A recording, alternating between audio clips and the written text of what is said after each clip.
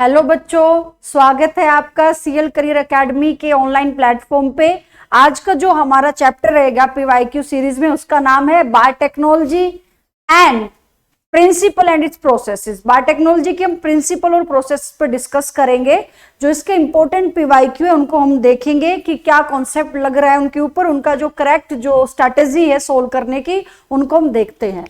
तो without wasting time start. First question जो हमारा है वो 2023 का क्वेश्चन है, 2023 में आया था बच्चों।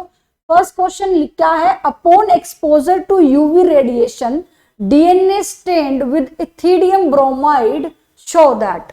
अब यहां पूछा गया है कि हम यूवी रेडिएशन का जब एक्सपोजर करेंगे तो डीएनए को हमें स्टेन करना पड़ता है, तो इथिडियम ब्रोमाइड हम यहाँ पर डाई यूज कर रहे हैं। एक्चुअली जो बच्चों इथिडियम ब्रोमाइड है, it is a fluorescent dye. Fluorescent dye, fluorescent का मतलब होता है ये कोई ना कोई कलर हमें जरूर देगी, ठीक है। अब डीएनए को स्टेन किस लिए करना पड़ता है? क्योंकि जो डीएनए है हम उसको नेक्ड आई से सी नहीं कर सकते, उसका कोई कलर नहीं है, ठीक है। अगर हम बात करें जब इसका कोई कलर नहीं है तो how it appear. For example ये हमारा डीएनए है व्हाइट इन कलर का। अब आप क्या कर रहे हो, यहां पर इथिडियम ब्रोमाइड यूज कर रहे हो। लो भाई, हमने इथिडियम ब्रोमाइड यूज कर दी। ये इथिडियम ब्रोमाइड है। इथिडियम हम लिख सकते हैं यहां पर इथिडियम ब्रोमाइड, ठीक है। अब ये डाई हम इस डीएनए पे डाल रहे हैं, ठीक है। डीएनए हम देख नहीं पाते हैं, तो यूवी रेडिएशन का जब एक्सपोजर करेंगे, इधर से हम यूवी रेडिएशन का एक्सपोजर करेंगे, यूवी रेडिएशन एक्सपोजर, ठीक है। तो ये जो डीएनए है ये किस तरह का अपीयरेंस देगा, ये किस तरह का अपीयरेंस देगा बच्चे? अब हमारे पास यहाँ पे प्रॉपर ऑरेंज कलर नहीं है, आपको हम थोड़ा सा दिखाते हैं।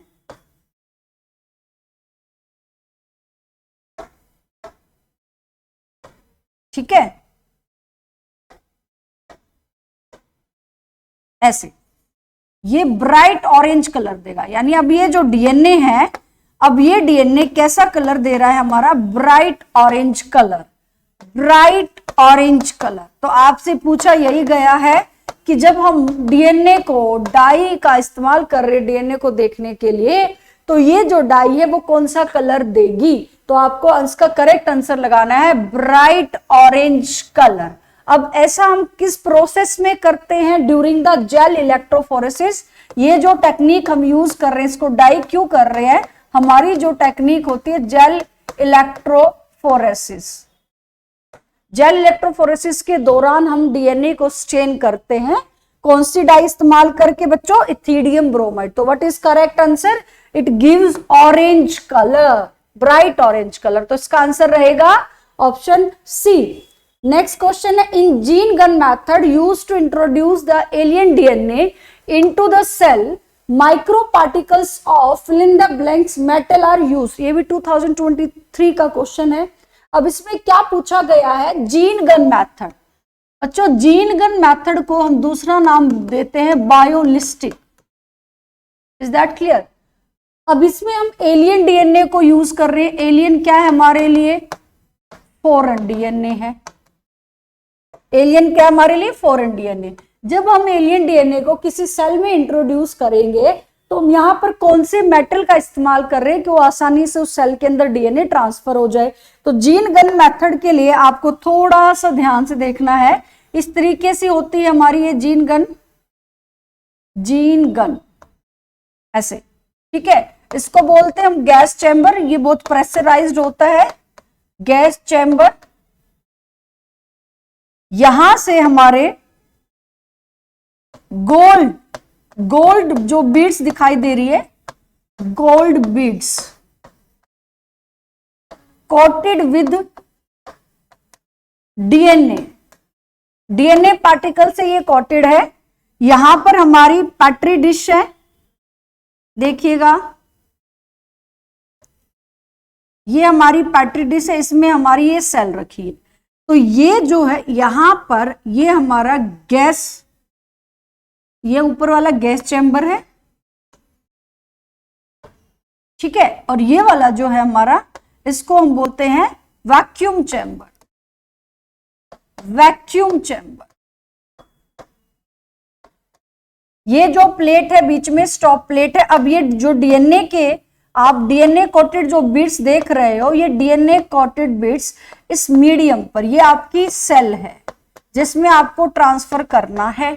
ओके, तो जीन गन मेथड के अंदर आपको कौन से माइक्रो पार्टिकल्स के मेटल यूज करना चाहिए? Gold and tungsten. कौन सा यूज करेंगे? Gold and tungsten. ऐसा इसलिए क्योंकि बच्चों ये एक इनर्ट है, इनर्ट या हम इसको बोलेंगे नॉन रिएक्टिव है, इनर्ट और नॉन रिएक्टिव मेटल है।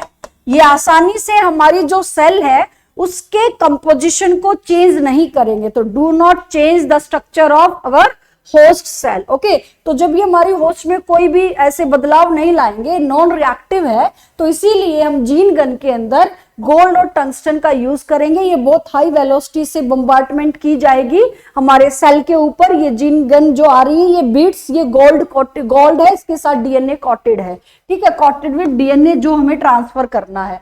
तो आपको थोड़ा सा याद रखना है कि जीन गन को बायोलिस्टिक मेथड भी कहते हैं। तो क्या यूज करेंगे? इसका करेक्ट आंसर रहेगा gold and tungsten. Option B is the correct answer. Question 3 2023 में ही पूछा गया। इस चैप्टर में से 4 से 5 क्वेश्चन का वेटेज रहता है बच्चों। During the purification process for recombinant DNA, rDNA, recombinant DNA technology के अंदर addition of chilled ethanol, chilled ethanol हम किस लिए यूज करते हैं और क्या किस चीज को प्रेसिपिटेट आउट करता है? देखो, अगर आपको किसी सेल के अंदर चिल्ड इथेनॉल डालना है, ये बीकर है, हमने चिल्ड इथेनॉल डालना है, ठीक है, हमें टारगेट साइट पे ये हमारा सॉल्यूशन पड़ा है। तो चिल्ड इथेनॉल क्या करेगा? जो हमारा डीएनए है, डीएनए, ये हमारा डीएनए है, इस डीएनए को प्रेसिपिटेट कर देगा। ओके, यानी जो बाकी अदर जो इंप्योरिटीज है वो साइड में रह जाएगी, आपका जो डीएनए है वो प्रॉपरली बाहर आ जाएगा, प्रेसिपिटेट कर सकते हैं। और उसको निकालने की टेक्निक को हम स्पूलिंग बोलते हैं। तो आपको सिर्फ इतना याद रखना है, यहाँ पर पूछा क्या गया है कि चिल्ड इथेनॉल प्यूरिफिकेशन के दौरान हम क्यों यूज कर रहे हैं? ताकि वो प्रेसिपिटेट करे किसको?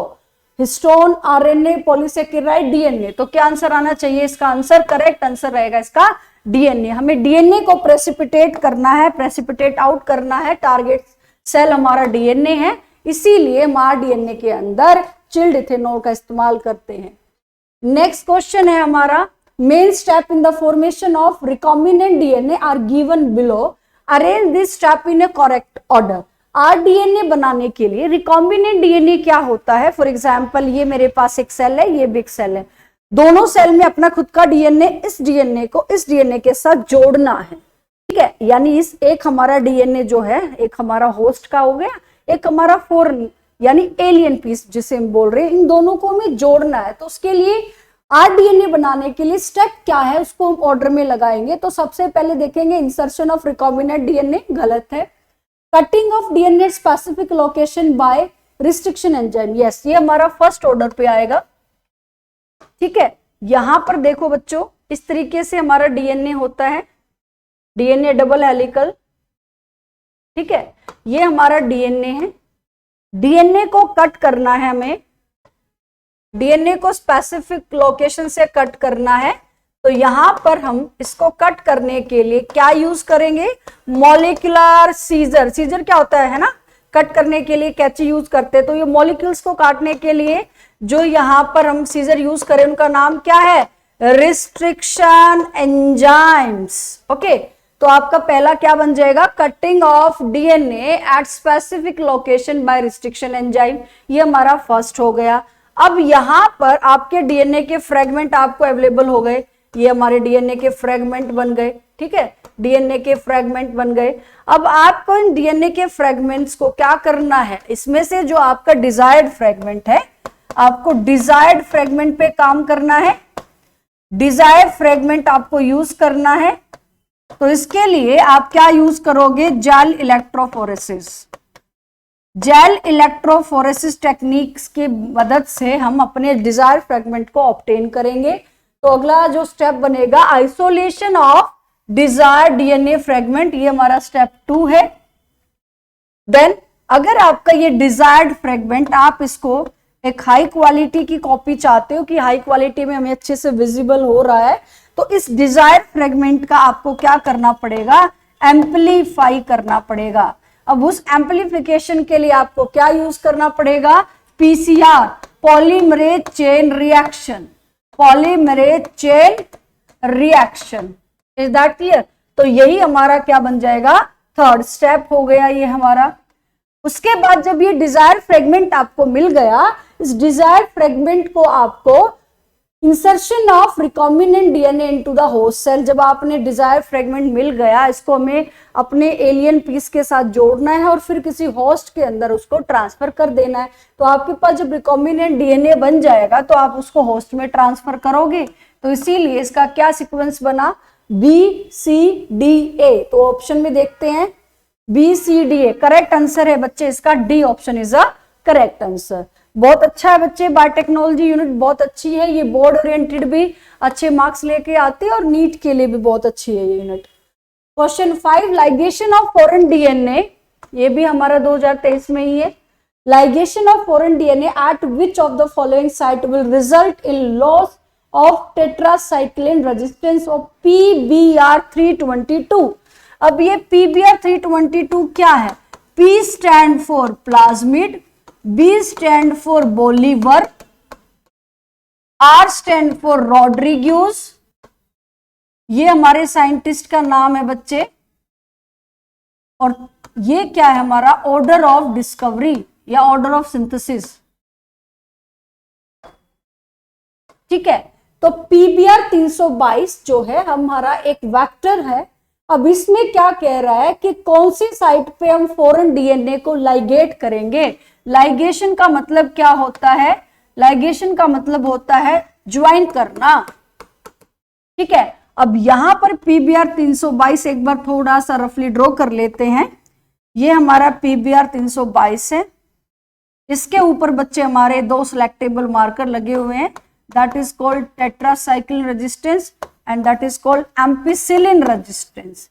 यहां पर हमारी जो क्लोनिंग साइट है वो है BAM H1, इधर है हमारा SL फर्स्ट, यहां पर हमारा है ROP ROP ROP, ROP stand for replication of plasmid, replication of plasmid. ये हम ई कोलाई का यूज कर रहे हैं प्लाज्मिड। ठीक है, यहां पर है हमारा ओरिजिन ऑफ रेप्लिकेशन, तो यहां पर भी हमारी बैठे हैं क्लोनिंग साइट। यहां पर है बच्चे हमारी PVU फर्स्ट, PST फर्स्ट, इधर हमारा इको R1 फर्स्ट,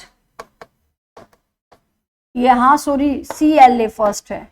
ये जो हमारा आप देख रहे हो लेबलिंग BAM साल, ये जो फर्स्ट 3 लेटर है ये उस ऑर्गेनिज्म से जिससे हमने इसको ऑब्टेन किया है उस ऑर्गेनिज्म का नाम है। जैसे हम एक का बात कर लेते हैं BAM, बैसिलस एमाइलो लिक्विफेशियंस। ठीक है, तो ये हमारा उस ऑर्गेनिज्म का सोर्स का नाम है जहां से हमने इस क्लोनिंग साइट को ऑब्टेन किया है।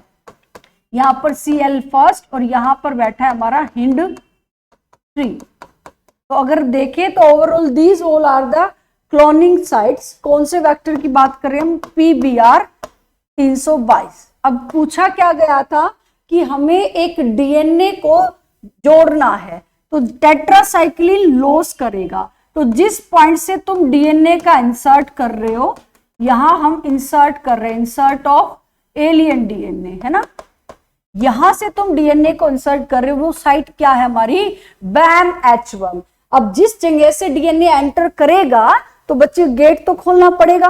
फॉर एग्जाम्पल डीएनए यहां से आ रहा है तो ये टेट्रासाइक्लिन गेट का काम कर रहा है, तो ये गेट खुलेगा तो मतलब टेट्रासाइक्लिन लॉस हो जाएगा। तो पूछा क्या गया था कि will result in the loss of tetracycline, तो कौन सी साइट है वो हमारी PSTB, PV नहीं है, EcoR1 भी नहीं है, BAMH1।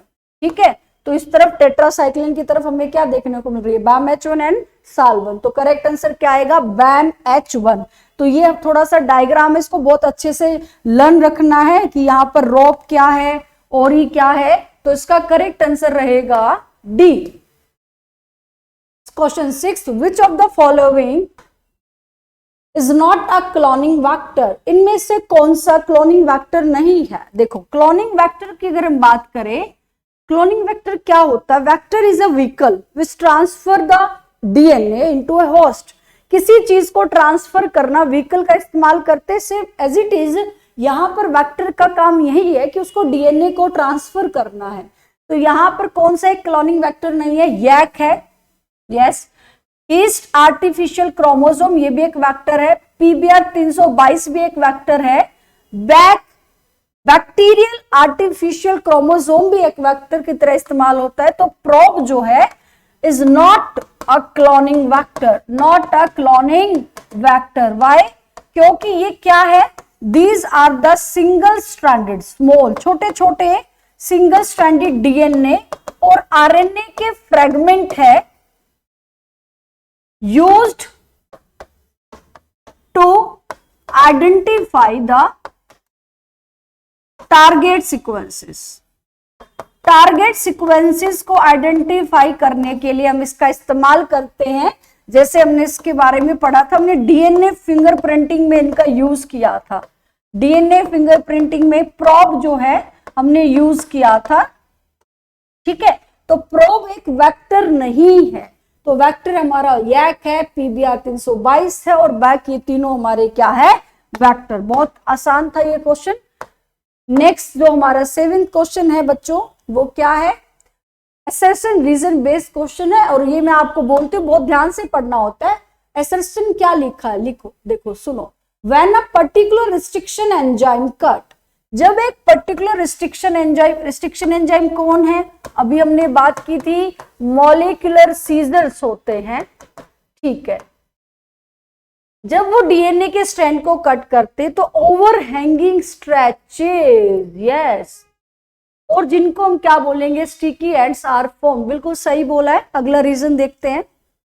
Some restriction enzyme cut the strand of DNA a little away from the centre, little away from the centre of palindrome sequence. दोनों ही statement as it is NCERT से ली गई है।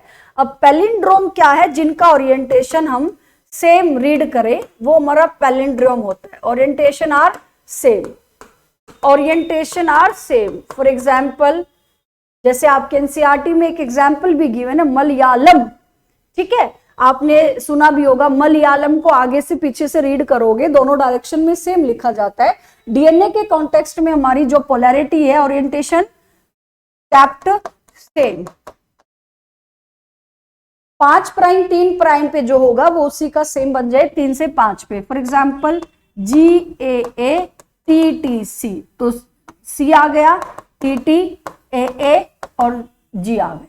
तो ये इनकी ओरिएंटेशन सेम है। अब कह रहा है कि जब इसको कट करते तो little away from the centre. अब हमने away from the centre cut किया, फॉर एग्जांपल मैंने यहां से कट किया, यहां से एक 5 प्राइम के इस एंड पे, तो ये वाला जो पोर्शन है मेरा, ये यहां से डिलीट हो जाएगा। तो कैसे आएगा इसको देख लेते हैं, ये अब कैसे अपीयर होगा। देखो, it appear look like this. यहां G है,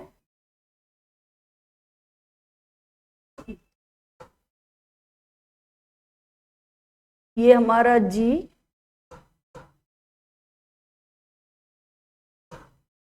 नीचे हमारा G के कॉन्टेक्स्ट में क्या रहेगा, C, और ये हमारा रिमूव हो गए, यहां बच गया TT AA और G हमारा गायब हो गया। ठीक है, तो अब ये क्या कह रहा है, ये बोल रहा है आपको, देखो ये जो ओवरहैंगिंग पोर्शन है, these overhanging portion are called sticky end. तो दोनों ही स्टेटमेंट करेक्ट है और रीजन बिल्कुल एक का करेक्ट एक्सप्लेनेशन है। तो इसका आंसर क्या आना चाहिए, option B is a correct answer, उसकी करेक्ट एक्सप्लेनेशन है। ये ओवरहैंगिंग जो पोर्शन बच गए, रिस्ट्रिक्शन एंजाइम लगाने के बाद इनको हम स्टिकिएंट्स कहते हैं। Is that clear? तो ये हमारा आंसर बिल्कुल करेक्ट था, एसर्शन रीजन। नेक्स्ट देखते हैं, separation of DNA fragment is done by a technique known as. बच्चों ये क्वेश्चन बहुत बार पूछा गया है। डीएनए फ्रैगमेंट को सेपरेट करने के लिए, मींस आपने डीएनए के टुकड़े कर दिए हैं मॉलिक्यूलर सीजर लगाकर, अब उन टुकड़ों को, उन फ्रैगमेंट को सेपरेट करना है, तो we use gel electrophoresis. Correct answer क्या रहेगा? Gel electrophoresis. अब जेल इलेक्ट्रोफोरेसिस में क्या होता है, यहां पर हमारा ये जो है जेल है, देखो इसको हम ऐसे ड्रॉ कर लेते हैं थोड़ा सा। ये जो है हमारा जेल है, जेल, ठीक है। जेल का नाम क्या? एग्रोस जेल, इसीलिए इसको हम जेल इलेक्ट्रोफोरेसिस बोलते हैं। ये नेचुरल पॉलीमर होता है agarose gel, agarose gel, matrix से ये एग्रोस जेल। और इसकी अगर हम अपीयरेंस देखें तो ये सीविंग प्रॉपर्टी रखता है, ये छोटे छोटे पोर्स है, ये हमारे वेल्स है, यहां पर हम डीएनए को लोड करते हैं, डीएनए लोडेड इन वेल्स। अब डीएनए क्या है? नेगेटिवली चार्ज, तो डीएनए मूव करेगा पॉजिटिवली चार्ज एनोड की तरफ, ठीक है। तो यहां पर हमें फ्रैगमेंट्स नजर आएंगे,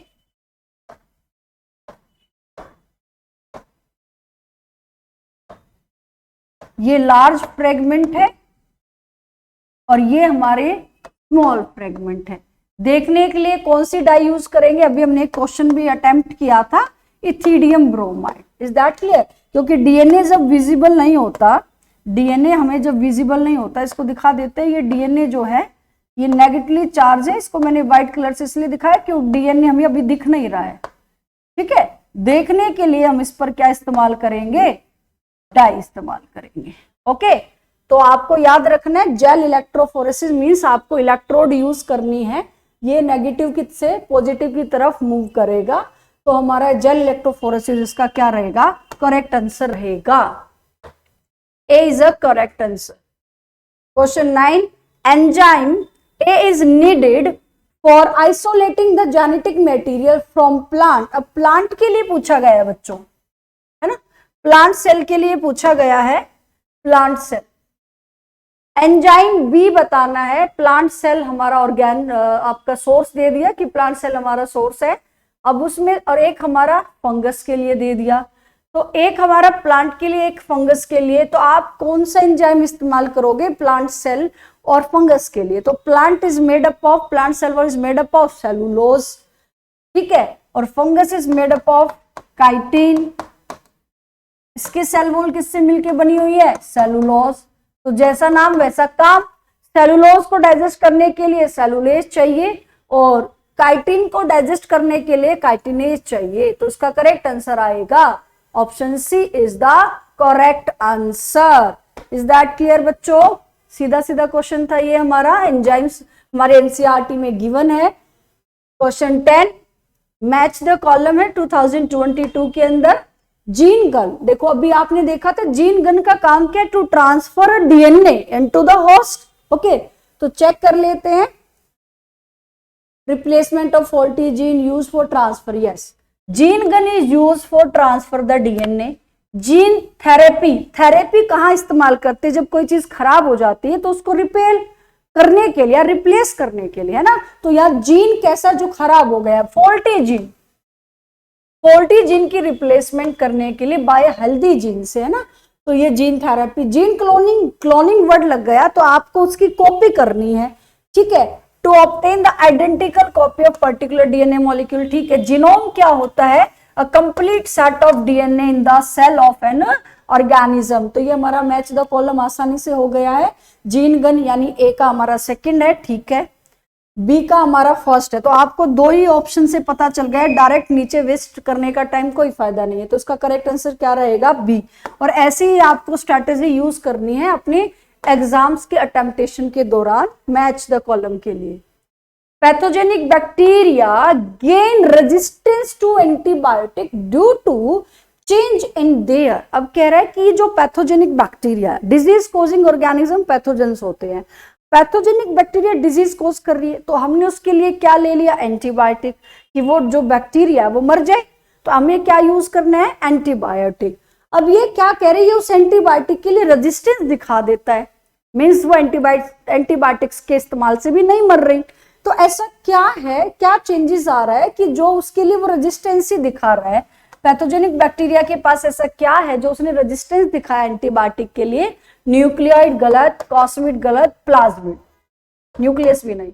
और प्लाज्मिड जो है ये रेजिस्टेंस दिखाता है, plasmid give a unique phenotypic character to bacteria, ये इस बैक्टीरिया को एक यूनिक फिनोटिपिक कैरेक्टर देता है, जिनमें से एक हमारा क्या, रेजिस्टेंस की प्रॉपर्टी। तो प्लाज्मिड क्या होते हैं, फॉर एग्जाम्पल ये हमारी बैक्टीरिया है, तो ये हमारा एक्स्ट्रा क्रोमोसोमल डीएनए जो पड़ा है, extra chromosomal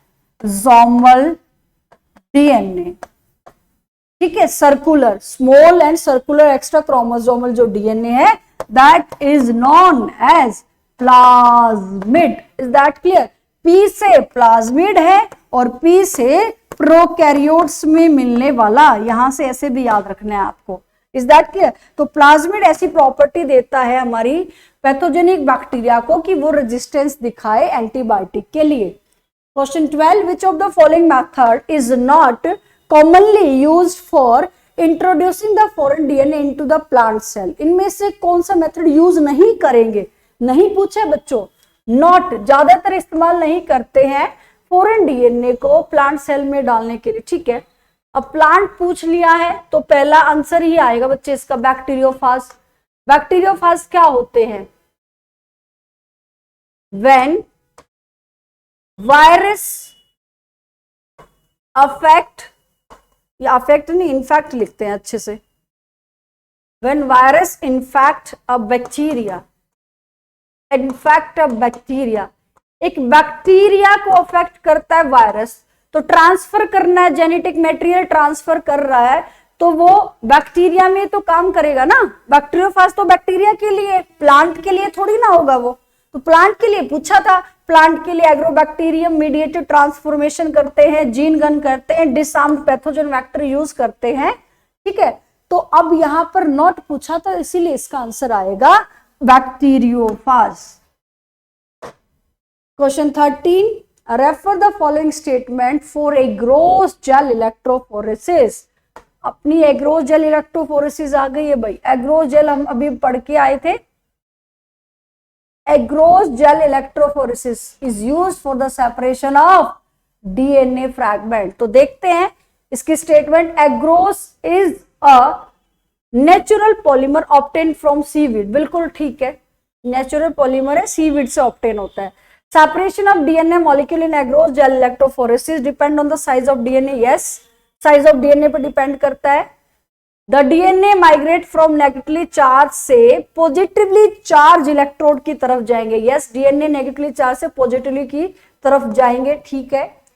DNA migrate from positively charge electrode, नहीं बच्चे ये गलत है। तो यहां पर करेक्ट आंसर बना A B C, B C D, A B, A B C. तो इसका करेक्ट आंसर क्या आएगा प्यारे बच्चों? आपका करेक्ट आंसर रहेगा option C is a correct answer, ठीक है। या ये गलत किस लिए हुआ है? क्योंकि इसने लिखा पॉजिटिव से नेगेटिव, जबकि ऐसा नहीं होता है। नेगेटिव से पॉजिटिव की तरफ मूव करेगा। एक तरफ एनोड लगा रखी, यहाँ डीएनए लोड कर रहे हो, इलेक्ट्रोड हम इस्तेमाल कर रहे हैं, तो वो डीएनए जो है, नेगेटिव डीएनए जो है वो किसकी तरफ मूव करेगा? पॉजिटिव की तरफ। Okay, question 14, given below are two statements. अब दो स्टेटमेंट है हमारी, असर्शन रीजन बेस्ड है।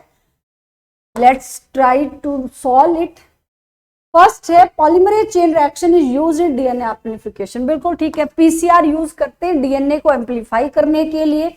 एम्प्लीसिलिन resistant gene is used as a selectable marker, selectable marker की तरह इस्तेमाल कर रहे हैं, ये भी ठीक है।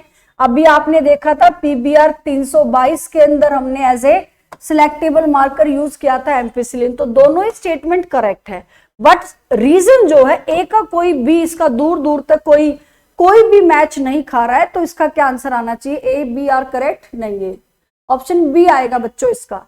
Both A R correct and reason is not a correct explanation, तो option B is a correct answer. Question 15, फिर से स्टेटमेंट बेस्ड क्वेश्चन बहुत आते हैं ना, अभी हमारा जो पैटर्न चेंज हुआ है उसके अंदर हम देखें तो स्टेटमेंट ज्यादा।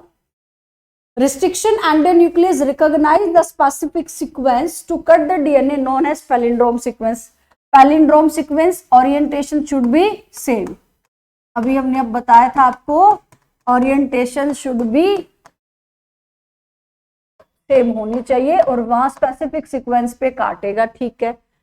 Restriction endonuclease cut the DNA strand a little away from the, yes palindrome sequence से लिटिल अवे साइड पे कट करता है, तो दोनों ही स्टेटमेंट जो है हमारी करेक्ट है।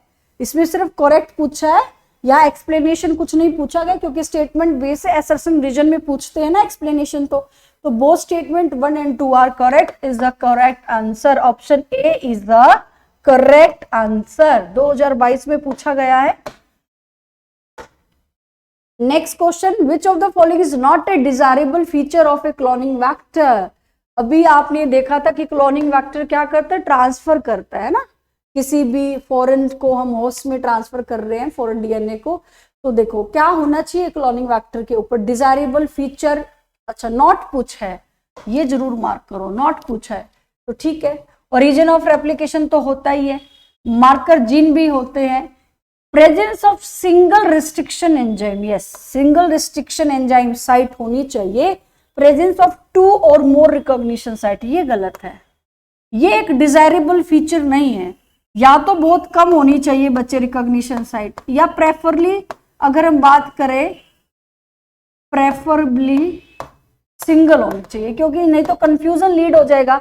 अगर आपके घर में आने के लिए बहुत सारे मल्टीपल दरवाजे होंगे तो आने वाला तो सोचेगा ना कहाँ से जाऊं, कंफ्यूज हो जाएगा। सेम इसी का केस ले लो कि यहाँ पर एक से ज्यादा रिकॉग्निशन साइट होने की वजह से कॉम्प्लेक्सिटी आ जाती है, तो इसका ये डिजायरेबल फीचर नहीं बनता है। ओके, तो इसका करेक्ट आंसर क्या है प्यारे बच्चों? Option D is a correct answer.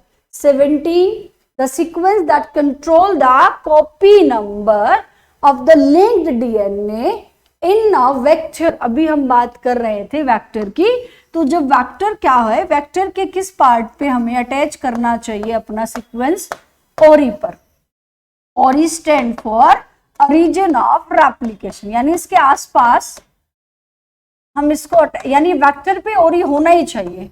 ये क्या करता है, ये क्वांटिटी को कंट्रोल करता है, control the quantity of linked DNA.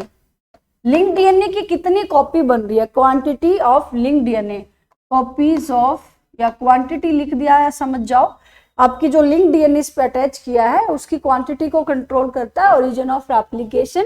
तो इसका करेक्ट आंसर बच्चे आपका ओरी साइट आना था, तो इसका ऑप्शन ए ही करेक्ट है। Question 18, the specific palindrome sequence which is recognized by EcoR1। EcoR1 आपको याद होना चाहिए बच्चे, ये हमारा नॉमेनक्लेचर पूछा जा सकता है। E stand for coli, sorry Escherichia पूरा लिखते हैं, इस्रीशिया है ना, E stand for Escherichia. Escherichia spelling देख लेना, ESCHERCHI, CO stand for coli, R is the strain of bacteria, Roman number first is the order of discovery. अब इसमें पूछा गया है कि ये कौन से स्पेसिफिक पैलिंड्रोम सीक्वेंस का इस्तेमाल करता है। अब ये इसलिए पूछा गया क्योंकि एनसीईआरटी में EcoR1 का एक्शन गिवन है प्रॉपरली, तो चेक करते हैं। GGACC गलत है, CTAG गलत है, GGATC गलत है, लास्ट वाला। अब आप कहोगे मैम हमें तो ये सारे मोस्टली पैलिंड्रोम दिख रहे। बच्चे देखो ये हमारी एनसीईआरटी में गिवन है तो आपको ये लर्न रखना चाहिए, GAATTC। अब इसका हम ऑल्टरनेट तो बना ही लेंगे, ठीक है। ये इसका पैलिंड्रोम साइट है जिसपे इको R1 जो है कट करेगा इस पैलिंड्रोम साइट को रिकॉग्नाइज करके। First discovered restriction endonuclease. अब हम बार बार देख रहे हैं एंडोन्यूक्लियस क्यों आ रहा है, क्योंकि एंडोन्यूक्लियस जो है वो डीएनए को एक particular with in the length of DNA जो है, मतलब हम देखें तो with in the DNA cut कर रहा है। एक्सो क्या करता है, एंड्स पे कट करता है। तो एक्सो को हम ज्यादातर यूज नहीं करते, हम एंडो यूज करते हैं। तो जो डीएनए को एक पर्टिकुलर पॉइंट से काटता है रिकॉग्नाइज करके specific sequence of 6 base pair. Yes, ये एनसीईआरटी में अच्छे से मेंशन था कि 6 बेस पेयर का इस्तेमाल करता है और वो पहले डिस्कवर्ड हुआ है। आपको हिंट दे दिया, फर्स्ट डिस्कवर्ड है। ये तो गलत है, ये कुछ नहीं है, ये हमारी एक डिजीज है। थर्मोस्टेबल डीएनए पॉलीमरेज भी गलत है। हिंट 2 आएगा बच्चे इसका आंसर। सीधा सीधा हम इसका करेक्ट आंसर पे चलते हैं, हिंट 2 है। अब यहां पर हिंट का मतलब वही आएगा, हीमोफिलस इन्फ्लुएंजाe। इस सोर्स से हमें इसको ऑब्टेन किया था। 2 इसका मतलब ऑर्डर ऑफ डिस्कवरी है, जिसको हमने पहले डिस्कवर किया था। तो फर्स्ट डिस्कवर्ड रिस्ट्रिक्शन एंडोन्यूक्लियस क्या है, हिंट 2 है। ओके, कितने बेस पेयर को यूज करता है वो, 6 बेस पेयर को यूज करेगा। अब ये पूछ लिया जाए कि उसके 6 सीक्वेंस बताइएगा, तो थोड़ा सा ये आइडिया रख लेना, GTC GAC, ये इसके पैलिंड्रोम सीक्वेंस है। अब इसका हम अपोजिट बनाएंगे, CAGCTG। ओके, तो ये इसके 6 सीक्वेंसेस है जिसको हम रिकॉग्नाइज करके कट करेंगे। तो करेक्ट आंसर रहेगा option C. In recombinant DNA technology antibiotics are used. Recombinant DNA technology में एंटीबायोटिक्स का क्या काम है। अब ये यहाँ कोई डिजीज ऑर्गेनिज्म को किल करने के लिए नहीं है बच्चों। एंटीबायोटिक का काम क्या है, पढ़ते हैं, to detect the alien DNA गलत, to impart the disease resistant to the host गलत, used as a selectable marker. Okay, for example आप किसी को अपने घर का एड्रेस देते हो तो आप मेंशन कर देते हो कि मेरे घर का भैया रेड कलर का गेट है। तो रेड कलर क्या हो गया, आपने उसको मार्क दे दिया ना, एक निशान दे दिया कि ऐसे गली में मुड़ना और मेरा घर है, रेड गेट है, ऐसे मकान नंबर लिखा हुआ है। तो ऐसे ही यहाँ पर आपको याद रखना है कि ये सेलेक्टेबल मार्कर है। एंटीबायोटिक को हम यहाँ पर सेलेक्टेबल मार्कर की तरह इस्तेमाल करते हैं। और ये जो सेलेक्टेबल मार्कर है ये क्या करते हैं, हेल्प्स इन आइडेंटिफिकेशन, पहचान करेंगे, पहले पहचान करेंगे, है ना, फिर अगर काम का है तो उसकी एंट्री करेंगे, अदरवाइज उसको भगा देंगे। Identification and elimination of non transformant as well as किसको लीड करेंगे, ग्रोथ ऑफ सेलेक्टिव ट्रांसफॉर्मेंट। जिसको उसने सिलेक्ट कर लिया और वो उसका यूजेबल सोर्स है जिसको वो सिलेक्ट कर रहा है, उसकी तो वो ग्रोथ करेंगे, उसको प्रमोट करेंगे। और जो काम का नहीं है, नॉन ट्रांसफॉर्मेंट, जो ट्रांसफॉर्मेंट नहीं कर सकता, उसको हम रिप्लेस कर रहे हैं या उसको एलिमिनेट कर रहे हैं, भगा रहे हैं। ठीक है, तो सिलेक्टेबल मार्कर की बहुत इंपॉर्टेंट प्रॉपर्टी है, इसको एज इट इज एनसीईआरटी के लाइन से याद रखना है कि ये क्या करता है, नॉन ट्रांसफॉर्मेंट को आइडेंटिफाई करेगा और उसको एलिमिनेट करेगा और किसकी ग्रोथ को प्रमोट करेगा, transformant. Next question 21 match the column है। बायोरिएक्टर क्या करते हैं, बायो मीन्स आपको पता है लाइफ, है ना, लाइफ की बात कर रहे हैं। तो बायोरिएक्टर क्या करते हैं, हमारी जो प्रोडक्ट्स होते हैं, जो हम प्रोडक्ट्स बना रहे हैं, उसको लार्ज लेवल पे प्रोडक्शन करने के लिए बायोरिएक्टर का इस्तेमाल करते हैं। अब कोविड के दौरान का है तो उसी दौरान की बात याद कर लेते हैं कि कोरोना की जो वैक्सीन आई थी वो एक पर्सन के लिए थोड़ी ना थी, वो कंप्लीट पॉपुलेशन के लिए प्रिपेयर की थी। तो बड़े बड़े रिएक्टर का इस्तेमाल कर रहे हैं हम बायोटेक्नोलॉजी में, वो क्या करते हैं, हमारी लार्ज क्वांटिटी ऑफ प्रोडक्ट्स देते हैं, तो इसका आंसर रहेगा सेकंड। इलेक्ट्रोफोरेसिस क्या है, डीएनए फ्रेगमेंट को सेपरेट करना। पॉलीमरेज चेन रिएक्शन क्या है, एम्प्लीफिकेशन ऑफ न्यूक्लिक एसिड, ठीक है। एलिसा, एलिसा क्या करता है, हमारे पैथोजन को डिटेक्ट करता है। एलिसा की फुल फॉर्म भी देख लेंगे, एंजाइम लिंक्ड इम्यूनोसोर्बेंट एसे, अगले चैप्टर में फिर से आएगा एलिसा, ठीक है, वहां भी देख लेंगे। तो इसका जो करेक्ट आंसर है वो हमारा क्या बनना चाहिए, मैच हमने कर लिया है। अब हमारा फर्स्ट का सेकंड है, सेकंड का फर्स्ट है, सीधा सीधा इसमें चलो थर्ड का और चेक कर लेते हैं, पीसीआर इसका फोर्थ है। तो करेक्ट आंसर है इसका option A. 22 spooling, what is spooling, spooling क्या है। देखो बच्चों, स्पूलिंग क्या है, फॉर एग्जाम्पल ये हमारा एक बीकर है, इस बीकर में सॉल्यूशन है हमारा। अब हम एक वुड या एक मेटल की स्टिक लेते हैं, इसको हम स्पूलिंग स्टिक बोलते हैं। क्या बोलते हैं इसको, स्पूलिंग स्टिक बोलते हैं, चिपकना मतलब है ना, स्पूलिंग स्टिक। अब ये क्या कर रहा है, जैसे ही ये हमारा सॉल्यूशन, इसके अंदर हमारा इथेनॉल भी है, चिल्ड इथेनॉल, और हमारा डीएनए सैंपल भी है। अब यहां क्या होगा, जैसे ही हम इस स्टिक को ऐसे रोटेट करेंगे तो ये जो डीएनए है ये इथेनॉल से दूर भागेगा और एक जगह आके इकट्ठा हो जाएगा, है ना, ऐसे ऐसे ऐसे, ये हमारा डीएनए। और स्पूलिंग से क्या होगा, ये जो डीएनए है ये हमारा इस स्टिक के ऊपर ऐसे चिपक जाएगा, समझ रहे हो। तो स्पूलिंग क्या करता है, cutting of separated DNA band from the agarose gel नहीं, ये आपका इल्यूशन कहलाता है। जब एक आप जेल के अंदर से जो सेपरेट हो गए फ्रेगमेंट उनको काटते हो तो उसको इल्यूशन बोलते हैं। Transfer of separated DNA fragment to a synthetic membrane नहीं बच्चे, इसको ब्लोटिंग बोलते हैं। सेपरेटेड डीएनए फ्रेगमेंट को एक नाइलॉन या नाइट्रोसेलुलोज की मेम्ब्रेन पे रखना ब्लोटिंग होता है ना। ऐसा हम कब करते हैं, डीएनए फिंगरप्रिंटिंग के अंदर। कलेक्शन ऑफ आइसोलेटेड, यस इसका आंसर है आइसोलेटेड डीएनए को कलेक्ट करना, कि आपको इस सॉल्यूशन में से डीएनए मिल जाए, बाकी इंप्योरिटीज पीछे रह जाए, तो इसीलिए हम स्पूलिंग करते हैं उसको, ठीक है। एम्प्लीफिकेशन इसका आंसर था ही नहीं, तो इसका करेक्ट आंसर रहेगा option C is a correct answer. और एनसीईआरटी में हमारा ऐसा डायग्राम भी मेंशन करता हुआ दिखा रखा है कि स्पूलिंग हो रखी है हमारे डीएनए की। Which one of the following equipment is essential required for growing the microbe on a large scale? जैसे बच्चों लार्ज वर्ड आ जाए कि आपको लार्ज स्केल पे माइक्रोब्स को ग्रो करना है for industrial production of enzymes, तो वहां पर बीओडी, इंक्यूबेटर, स्लज डाइजेस्टर नहीं, ओवन नहीं, बायोरिएक्टर आएगा बच्चे, ठीक है।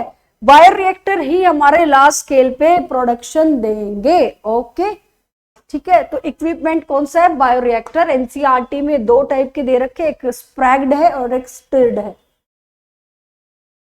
24 DNA precipitation out of a mixture of molecule, mixture of molecule में से डीएनए को प्रेसिपिटेट करना है बाय ट्रीटमेंट। अभी हमने देखा चिल्ड इथेनॉल डालेंगे, चिल्ड इथेनॉल डालते ही हमारा डीएनए जो है प्रेसिपिटेट आउट हो जाता है और इंप्योरिटीज पीछे रह जाती है, दूसरे जो बायोमोलिक्यूल्स है वो पीछे रह जाएंगे। तो चिल्ड इथेनॉल आएगा, चिल्ड क्लोरोफॉर्म नहीं है, मिथेनॉल नहीं है, आइसोप्रोपेनॉल है ही नहीं, ये सिलेबस में भी नहीं है और हमारे एनसीईआरटी में अलग से मेंशन है, chilled ethanol is used. 25 question यहां पर पूछा गया है, जो स्टेटमेंट गिवन है वो कैरेक्टरिस्टिक्स शो कर रही है एंजाइम रिस्ट्रिक्शन एंडोन्यूक्लियस का, तो इनमें से हमें इनकरेक्ट स्टेटमेंट फाइंड करनी है। पहली स्टेटमेंट को रीड करते, क्या दे रखी है हमारी पहली स्टेटमेंट, देखते हैं इसको। The enzyme cut the DNA molecule eight identified position with in the DNA, ठीक है। एंडोन्यूक्लियस है तो डीएनए के अंदर कट कर रहा है, इज दैट क्लियर। एंडो मतलब विद इन होता है, पहली बात बिल्कुल ठीक है। Enzyme bind the DNA at specific site, cut only one of the two strand. अगली ओर देख लेते हैं, ठीक है। The enzyme cut the sugar phosphate backbone at the specific site, ये भी ठीक है। The enzyme recognize specific palindrome nucleotide sequence in DNA, ये भी ठीक है। ऑप्शन बी जो है ये इनकरेक्ट हो गया है। अब ये दो अपोजिट स्ट्रैंड की तरफ कट कर रहा है उसमें से, तो इसने लिखा था cut only one of the two strand, ये गलत है बच्चे, वो दोनों स्ट्रैंड पे कट करेगा। जैसे हमने कहा GAA-TTC, तो इसका क्या हो गया CTTAAG। अगर मैंने यहाँ रिस्ट्रिक्शन एंडोन्यूक्लियस लगाया तो इसने इस स्ट्रैंड को भी कट किया है और इसने इस स्ट्रैंड को भी कट किया है, तो दोनों स्ट्रैंड को कट कर रहे हैं वो, इतने पोर्शन को, है ना। तो इसने लिखा only one of the two strand, ये गलत हो गया। इसीलिए हमारी इनकरेक्ट स्टेटमेंट जो है ऑप्शन बी बनेगा इसका correct answer. Question 26, the correct order बताना है पॉलीमरेज चेन रिएक्शन के लिए। जब हम पॉलीमरेज चेन रिएक्शन करते हैं तो उसके स्टेप्स हमें पता होना चाहिए। जो हमारा डबल स्ट्रैंडेड डीएनए होता है उसके जो बॉन्ड होते हैं हाइड्रोजन बॉन्ड को ब्रेक करना है। हाइड्रोजन बॉन्ड ब्रेक करने के लिए आपको टेम्परेचर देना पड़ेगा, इसको हम बोलेंगे डीनेचुरेशन ऑफ डीएनए। ये 90 डिग्री के अराउंड हम टेम्परेचर देंगे ताकि हमारा डीएनए डीनेचर हो जाए। जब डीएनए के हाइड्रोजन बॉन्ड टूट जाएंगे ऐसे, ये अलग हो गए, इनकी कॉम्प्लीमेंट्री ब्रेक कर दी हमने, तो हम यहां पर दो प्राइमर लगाते, एक प्राइमर इस डायरेक्शन में, एक प्राइमर इस डायरेक्शन में। ठीक है, क्या है ये हमारे प्राइमर को लगाना हमारा क्या काम होता है, एनिलिंग। तो पहला स्टेप हमारा डीनेचुरेशन, दूसरा हमारा एनिलिंग, साथ में हम यहाँ पर डीएनए पॉलीमरेज यूज करेंगे। डीएनए पॉलीमरेज एंजाइम क्या करेगा, इस जो सेपरेटेड हमारे जो फ्रैगमेंट है प्राइमर, इसको एक्सटेंड करेगा। इसका जो अगला स्टेप है वो हमारा एक्सटेंशन ही है, डीनेचुरेशन, एनिलिंग एंड एक्सटेंशन। अब हमारे बहुत सारे ये जो प्राइमर है ये कंप्लीटली डीएनए की लेंथ तक एक्सटेंड करेंगे और हमारी मल्टीपल कॉपी बनके तैयार हो जाएगी। तो पॉलीमरेज वर्ड क्यों बोला, क्योंकि हम यहाँ पर डीएनए की कॉपी बना रहे हैं, तो कौन सा एंजाइम यूज कर रहे हैं, डीएनए पॉलीमरेज। तो what is the correct order of PCR, denaturation, annealing and extension. Yes, इसका करेक्ट आंसर क्या रहेगा, ऑप्शन डी क्या है इसका करेक्ट आंसर रहेगा। नेक्स्ट क्वेश्चन देखते हैं बच्चों, question 27, What is the criteria for DNA fragment movement on agarose gel? Agarose gel पे जो हमारे डीएनए के फ्रेगमेंट मूव करते हैं वो किस क्राइटेरिया पर मूव करेंगे। The larger fragment size farther it move, गलत। The smaller the fragment size the farther it move, positively charge fragment move to farther and negatively charge fragment do not move. तो सीधा सीधा answer पता चल रहा है, हमने डायग्राम भी देखा था एक क्वेश्चन के अंदर, जो स्मॉलर फ्रेगमेंट साइज है द फार्दर इट मूव। इसका करेक्ट आंसर रहेगा ऑप्शन बी। जेल इलेक्ट्रोफोरेसिस किस मेथड पे बेस है, सीविंग, है ना, सीविंग, छोटे छोटे पोर में से ऐसे कूद कूद के जाएगा हमारा डीएनए, ओके, एग्रोस जेल के अंदर। 28, the process of separation and purification of expressed protein before marketing. अब ये कह रहा है वो कौन सा प्रोसेस है जब हम उसको सेपरेट प्यूरिफाई करते हैं, एक्सप्रेस प्रोटीन को, जो हमें प्रोडक्ट मिला है मार्केट में लॉन्च करने से पहले आप उसको सेपरेट कर रहे हो, प्यूरिफाई कर रहे हो, तो उस प्रोसेस का नाम बताना है। अपस्ट्रीम प्रोसेसिंग नहीं, इसका आंसर आएगा डाउनस्ट्रीम प्रोसेसिंग। बायो प्रोसेसिंग नहीं है, पोस्ट प्रोडक्शन भी नहीं है, तो करेक्ट आंसर रहेगा डाउनस्ट्रीम प्रोसेसिंग। तो आफ्टर द, ये भी पूछा जा सकता है कौन से फेज के बाद यूज करते हैं, बायोसिंथेटिक फेज के बाद। Down processing is done, down processing is done. अब बायोसिंथेटिक फेज आपको पता होना चाहिए जहां हम बायोरिएक्टर का इस्तेमाल करते हैं, ओके। तो करेक्ट आंसर आएगा option B is a correct answer. Question 29, which of the following is not a component of downstreaming process? Downstreaming process का कंपोनेंट नहीं है। अभी हमने देखा था प्रिजर्वेशन, एक्सप्रेशन, सेपरेशन, प्यूरिफिकेशन। अभी आप देख रहे हो बच्चे, तो इसका करेक्ट आंसर क्या रह रहा है? सेपरेशन हो रहा है, प्यूरिफिकेशन भी हो रहा है, तो क्या आना चाहिए? एक्सप्रेस थोड़ी ना कर रहे हैं हम उसको, प्रिजर्व तो कर ही रहे हैं ना मार्केट में लॉन्च करने से पहले। ठीक है। Question 30, a foreign DNA and plasmid cut by the same restriction endonuclease can be joined from a recombinant plasmid using। अब फॉर एग्जाम्पल बच्चे देखो, ये हमारा एक फॉरेन डीएनए है और ये हमारा प्लाज्मिड है, जिसको हम वेक्टर भी बोल रहे हैं, वेक्टर का नाम देंगे। इनको कट करना है, तो कट करने के लिए same restriction endonuclease enzyme use करेंगे। फॉर एग्जांपल इको R1, तो ये same restriction enzyme is used to both DNA, to cut both DNA. अब उनको जोड़ने के लिए क्या काम करना है हमें? पॉलीमरेज गलत, लाइगेज, लाइगेज का काम है टू ज्वाइन टुगेदर, उनको एक साथ जोड़ने का काम करेगा। तो इसका आंसर आना चाहिए लाइगेज। इको R1 तो रिस्ट्रिक्शन एंडोन्यूक्लियस है, पॉलीमरेज पॉलीमराइजेशन कराएगा, टैग पॉलीमरेज भी हमारा पॉलीमरेज एंजाइम का ही नाम है। ठीक है, तो इसका करेक्ट आंसर रहेगा option B.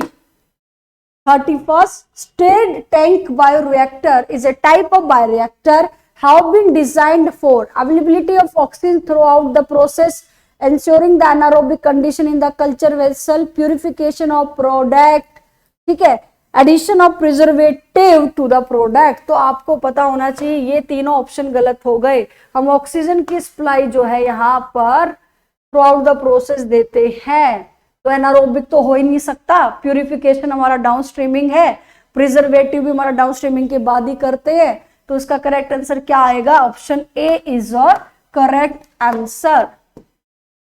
32, tag polymerase enzyme is obtained from, T stand for thermos, AQ stand for aquaticus. Thermus aquaticus हमारी एक बैक्टीरिया है, उस बैक्टीरिया से, और ये बैक्टीरिया थर्मोस्टेबल, इस पे डीनेचुरेशन का कोई फर्क नहीं पड़ेगा। इस बैक्टीरिया से हमने ये एंजाइम इसीलिए लिया है कि जब पॉलीमरेज चेन रिएक्शन में टैग पॉलीमरेज यूज करेंगे तो हाई टेम्परेचर पे इस एंजाइम का डीनेचुरेशन ना हो। ओके, तो ये एंजाइम बिल्कुल स्टेबल रहेगा। तो इसका आंसर आना था, सोर्स कहां से लेते हैं? थर्मस एक्वेटिकस से लेते हैं। Option A is the correct answer. 33 पर चलते हैं बच्चों। Which vector can clone only a small fragment of DNA? बहुत कम अमाउंट में डीएनए के फ्रेगमेंट का क्लोन करता है, मतलब उसका जो अमाउंट है वो बहुत कम है। तो कॉस्मिड, बैक, इसको हम बैक बोलते हैं, अभी हमने देखा था एक क्वेश्चन में, इसको हम यैक बोलते हैं। इनसे तो बच्चे लार्ज कॉपी पैदा हो रही है। प्लाज्मिड जो है वो एक या एक से ज्यादा, एक दो कॉपी पैदा कर रहा है ना, एक से या दो कॉपी पर सेल बनाता है, 1 और 2 कॉपी पर सेल। तो इसका आंसर आना था प्लाज्मिड।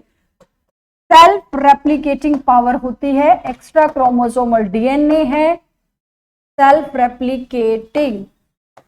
ठीक है, तो इसका करेक्ट आंसर आना है plasmid. 34, the colonies of recombinant bacteria appear white in contrast to blue. बहुत अच्छा क्वेश्चन है बच्चों, बहुत अच्छा क्वेश्चन है। In contrast to blue colonies of non recombinant bacteria. अब ये क्या पूछना चाह रहा है कि जो हमारी रिकॉम्बिनेंट बैक्टीरिया की कॉलोनी है वो व्हाइट कलर की दिखाई दे रही है, in contrast to blue colonies of non recombinant. ऐसा किस लिए हुआ? तो आपको दो चीजें याद रखनी है बच्चों, अपनी एनसीईआरटी में जरूर मेंशन कीजिएगा। जब कोई डीएनए का इंसर्ट ही नहीं हुआ, नो इंसर्ट ऑफ डीएनए, जब डीएनए का कोई इंसर्ट नहीं होता है तो ब्लू कलर की कॉलोनी आती है, ब्लू कलर्ड अपीयर होगा। बट अगर इंसर्ट हुआ है, इंसर्ट ऑफ डीएनए हुआ है, तो डीएनए की इंसर्शन से उस एंजाइम का इनएक्टिवेशन होगा। अभी हम बनाते हैं तो यहां पर क्या आएगा, व्हाइट कलर। कोई कलर ना होना भी व्हाइट कलर होता है। इट मीन्स ये क्या शो करेगा कि यहां रिकॉम्बिनेंट है, रिकॉम्बिनेंट है। तो अब आप ऐसा कब करते हो, हमारी एनसीईआरटी में एक वेक्टर गिवन है बट उसका नाम गिवन नहीं है, मैं उसका नाम भी बता रही हूं, PUC19। और इस वेक्टर के ऊपर ये जो मैं साइट बना रही हूं, दूसरे कलर से दिखाती हूं बच्चों, PBR 322 के बाद जो ड्रॉबैक है, PBR 322 का ड्रॉबैक ये था कि साइमल्टेनियसली आपको 2 कल्चर प्लेट चाहिए, है ना, एक आपको एम्पिसिलिन के लिए और एक आपको टेट्रासाइक्लिन के लिए। तो उसके ड्रॉबैक को कम करने के लिए PUC19 वेक्टर एनसीईआरटी में नाम गिवन नहीं है बट उसके बारे में सारी चीजें गिवन है। ये क्रोमोजोनिक सबस्ट्रेट का इस्तेमाल करता है, क्रोमोजेनिक सबस्ट्रेट, जो कलर की वजह से बता दे कि ये डीएनए एंटर हुआ था या नहीं हुआ था। तो ये जो हमारा कोड है, ये यहाँ पर जो सीक्वेंसेस है, दे कोड फॉर एंजाइम, उसका नाम है बीटा गैलेक्टोसाइडेज। अब होगा क्या, अगर आप इस पॉइंट से इस डीएनए को ऐड कर रहे हो, डीएनए को इंसर्ट कर रहे हो, तो बीटा गैलेक्टोसाइडेज जो है, डीएनए का इंसर्शन हुआ तो बीटा गैलेक्टोसाइडेज की सिंथेसिस नहीं होगी, इसीलिए वो कैसा कलर देगा, white colour. It means recombinant बनेगा। अगर यहां से तुम डीएनए को इंसर्ट नहीं करोगे तो ब्लू कलर्ड आएगा और यहां पे बीटा गैलेक्टोसाइडेज की सिंथेसिस होगी। ओके, बीटा गैलेक्टोसाइडेज बनेगा but no recombinant is found. इसको लिख लेना बहुत अच्छे से। रिकॉम्बिनेंट कहां मिलेंगे, जब हमारा बीटा गैलेक्टोसाइडेज नहीं बनेगा, क्योंकि उस पॉइंट से डीएनए आ गया और डीएनए की वजह से हो गया insertional inactivation. Is that clear? तो PUC19 इसका नाम, प्लाज्मिड यूनिवर्सिटी ऑफ कैलिफोर्निया, 19 इसका ऑर्डर ऑफ सिंथेसिस है। बट ये आपको इसका जो नेमन क्लेचर है वो करने की जरूरत नहीं है, ये नॉमन क्लेचर हमारी एनसीईआरटी में PBR 322 का है, PUC19 का नहीं करना है। तो इसके ऑप्शंस को चेक करते हैं। इनएक्टिवेशन ऑफ ग्लाइकोसाइडेज एंजाइम गलत हो गया, नॉन रिकॉम्बिनेंट बैक्टीरिया बीटा ये भी गलत बच्चे, इंसर्शनल इनएक्टिवेशन अल्फा गैलेक्टोसाइडेज तो है नहीं, तो क्या आएगा करेक्ट आंसर, इंसर्शनल इनएक्टिवेशन हुआ जब डीएनए तुमने एंटर किया, तो किसका इंसर्शनल इनएक्टिवेशन हुआ, बीटा गैलेक्टोसाइडेज का, और हमें क्या मिलेगी, रिकॉम्बिनेंट बैक्टीरिया। बहुत इंपॉर्टेंट, मोस्ट इंपॉर्टेंट PYQ है बच्चे, ये आगे भी आ सकता है ऐसा क्वेश्चन, ठीक है। तो इसका करेक्ट आंसर क्या रहेगा प्यारे बच्चों, इसका करेक्ट आंसर रहेगा ऑप्शन डी। एक बार देख लेना इसको और थोड़ा सा एनसीईआरटी में इसको याद रखना बच्चे, शॉर्ट ट्रिक्स इसको याद रखना है। इसका स्क्रीनशॉट ले लिए, ठीक है। Question 35, which of the following is not correctly match of the organism, its cell degrading enzyme से जो मैच नहीं करता। फंगी के लिए काइटिनेज ठीक है, बैक्टीरिया के लिए लाइसोजाइम ठीक है, प्लांट सेल के लिए सेलुलेज, एल्गी के लिए मिथाइलेज गलत। एल्गी की भी तो सेल वॉल सेलुलोज की बनी है ना, तो इसके लिए भी हमें क्या चाहिए, सेलुलेज चाहिए था। तो जो करेक्टली मैच नहीं है वो हमारा ऑप्शन डी है। तो आज की वीडियो हम यहीं पे स्टॉप करते हैं। जो अगला चैप्टर रहेगा वो हमारा बायोटेक्नोलॉजी की एप्लीकेशन रहेगी, तो कंटिन्यूटी में बने रहिएगा। आपको अगर मेरी वीडियो अच्छी लगती है, पढ़ाने का तरीका पसंद आ रहा है, तो आप मेरे साथ जुड़िएगा। Like, share and comment. Thank you everyone.